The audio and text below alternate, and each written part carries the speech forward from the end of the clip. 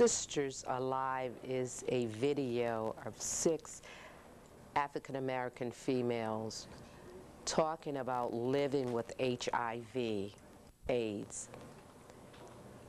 These 6 females have known different lengths of time that they were HIV positive. They talk about what they felt like when they were diagnosed, how they felt when they were given their diagnosis of being HIV positive. The main message in this video is them telling other females about prevention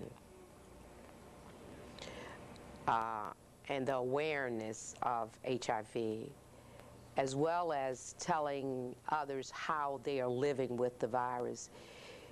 These women named this video Sisters Alive, and it really speaks to who they are. They are sisters who are living, and they are doing all different things in life. They are working. They're living life to the fullest. The message here, I believe, is that HIV is not who they are, but it is a disease that they all have, and they can live with it. And that's what this video is about. When I was diagnosed, I felt like my whole world had come to an end, and that my life, as I had known it, was going to end or change dramatically. I had no information, so immediately I just felt like everything was over. My life was over. My story, in terms of being infected, is really not unique to heterosexual females. I was a single mom, raising 3 daughters. I've been divorced a couple of times. I lived in an environment of social activity. I never did drugs. I had friends. I dated fellas. My environment was one where people were college educated and the kind of upper echelon of our society, and so I never had an inkling about this disease. Never crossed my mind. I mean, I thought that the fellas I dated were clean-cut guys, drove nice cars, had nice educations, had nice jobs, spoke well, looked good, and so I felt like, I really had no reason to think about those things, and so those things weren't an issue. But having this disease has made me realize that as African American women, because of our culture and how we perceive relationships with men, that we need to learn to protect ourselves, that we need to learn not to leave that part of our lives to other people.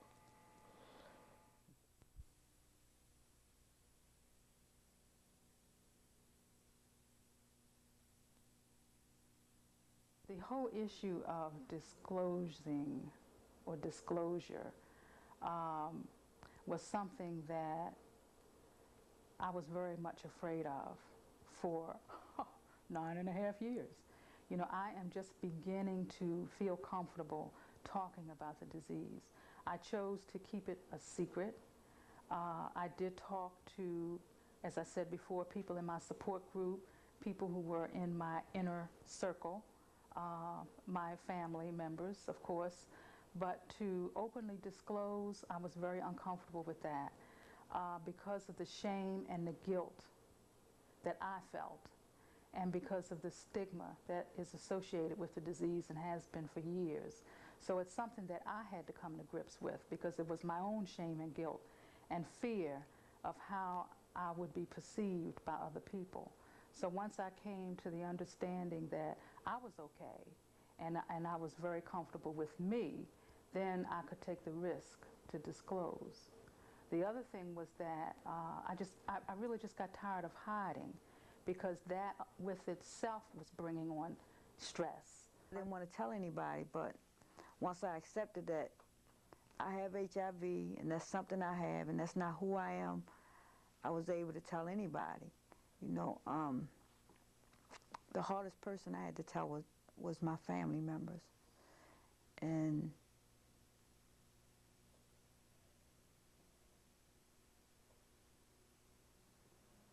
when I made the decision to tell them, it was like, the fear wasn't because I was HIV positive, it was the fear that I didn't know how it was going to affect them, knowing that I was HIV positive.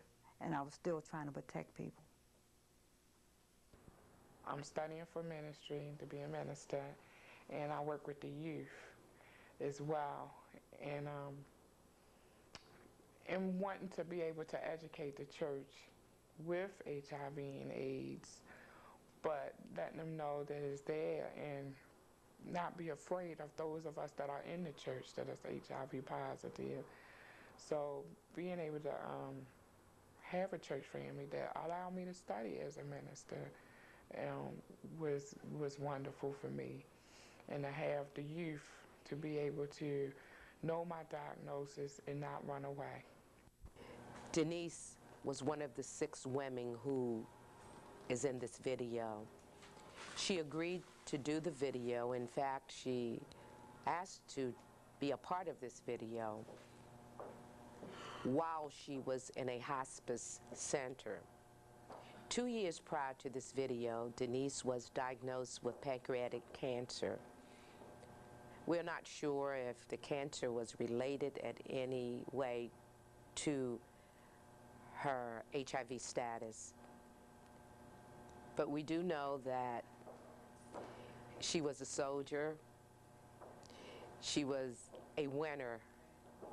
She had known for 12 years that she was HIV positive, and it never stopped her from living life to its fullest. Get a support group.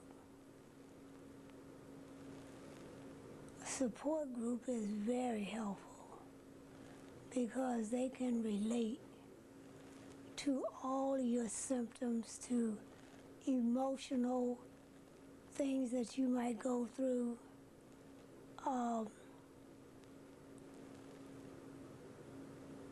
Any kind of support that you might need to being involved in a treatment, I would say go for it. Do any and everything you can in lighten and face of what's happening with your body. Keep up with it, and it'll keep up with you because your body will not lie to you. And it's really about getting involved with other women and reaching out to other women. And the more you learn, the more somebody else learns. And then you can pass it around. Because it's imperative and it's important that the information get around, because most women just duck out and shy back and, you know, go through that same old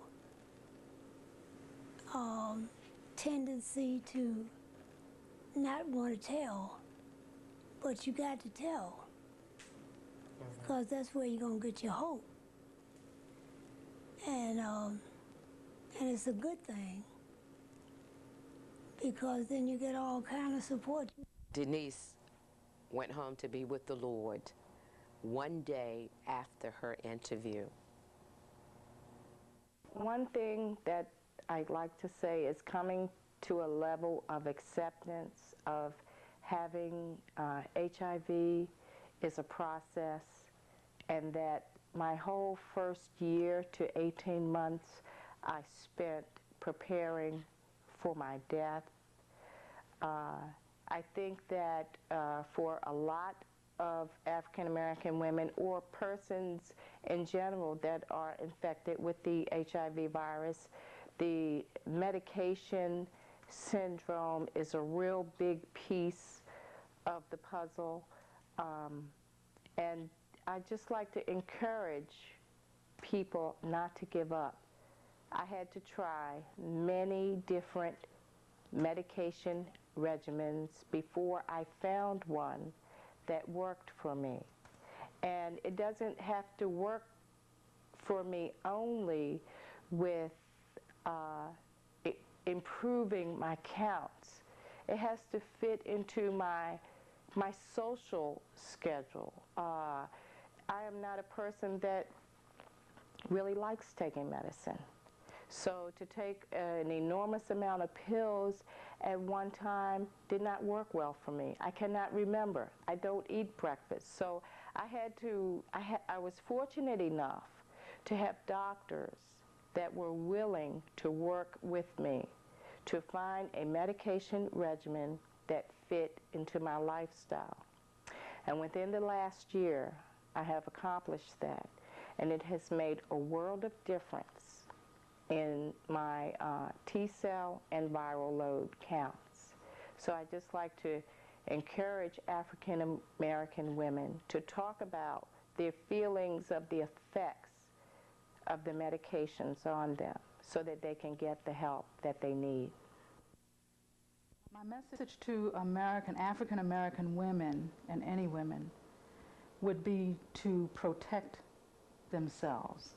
I would beg them to protect themselves. In this day and age, we need to be responsible for our own health, and we are responsible for the choices that we make. And my message would be to always keep in mind that there are consequences to every choice that we make. So you always need to protect yourself. I don't care what the situation is, what your significant other, what the other person is saying. We need to be responsible and take that responsibility for our own health. If you're going to have sex, always use precautions, because that person may not know that they're infected, and you're taking a chance. When you have unprotected sex, you're actually putting your life in that person's hands.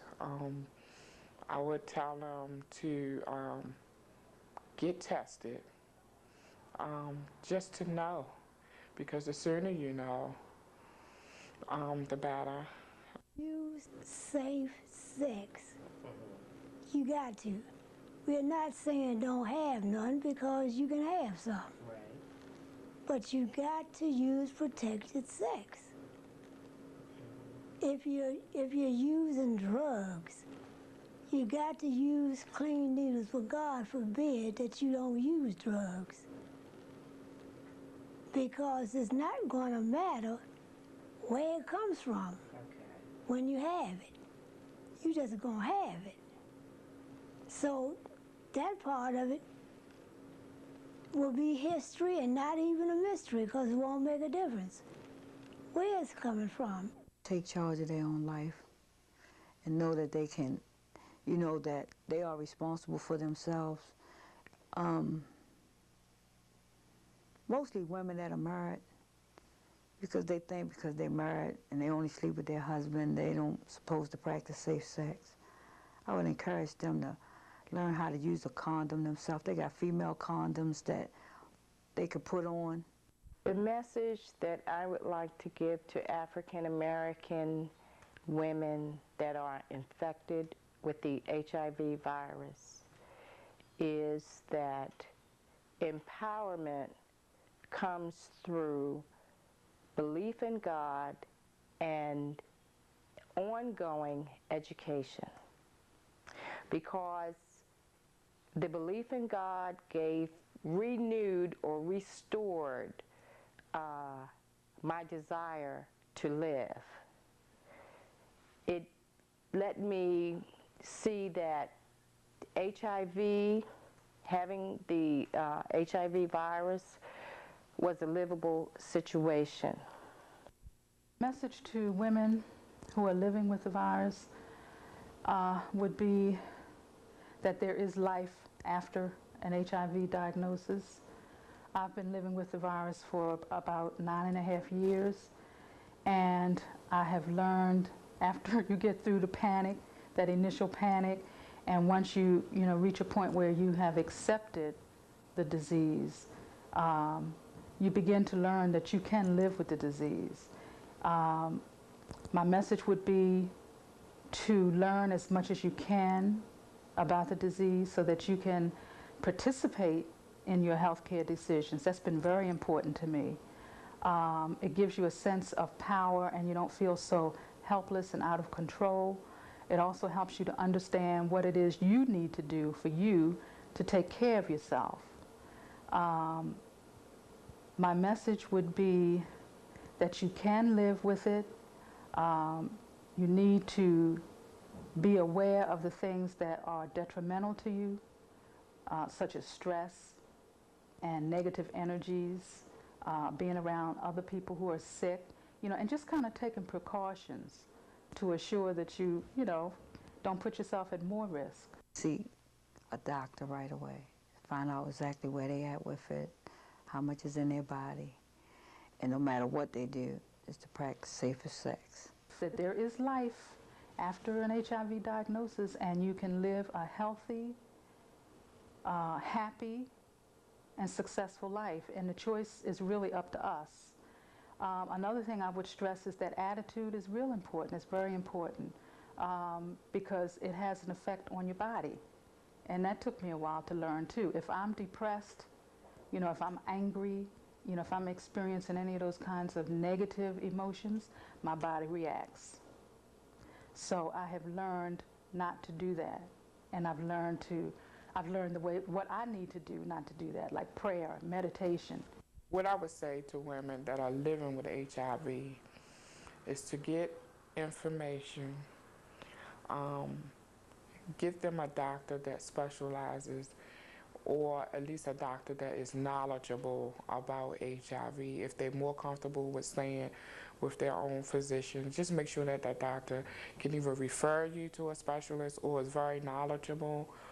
I wouldn't waste time not taking medications if it's offered to me, and I would tell them to just educate themselves.